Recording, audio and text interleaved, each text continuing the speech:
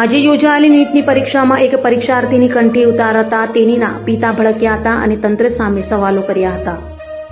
સુરતમાં આજે નીટની પરીક્ષા 22 કેન્દ્રો પર યોજાઈ હતી, જેમાં સુરતમાં 10,000થી વધુ વિદ્યાર્થીઓએ પરીક્ષા આપી હતી અને નીટની પરીક્ષા આપવા પહોંચેલી એક પરીક્ષાર્થી વિદ્યાર્થીની હાથમાં પહેરેલ કંઠીને લઈ વિવાદ થયો હતો, જેમાં નીટ પરીક્ષા આપવા ગયેલી વિદ્યાર્થીની કંઠી ઉતારતા પિતા ભડક્યા હતા અને કહ્યું હતું કે હિન્દુ રાષ્ટ્રનો ઝંડો ફરકાવો છો તો કંઠી કેમ કઢાવી?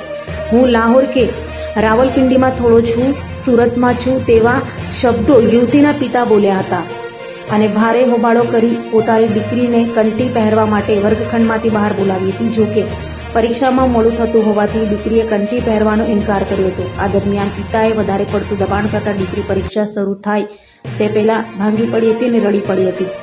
ત્યાં હાજર લોકોએ પણ પિતાને તમે દીકરીની પરીક્ષા બગાડો છો કહી સમજાવવાનો પ્રયાસ કર્યો હતો.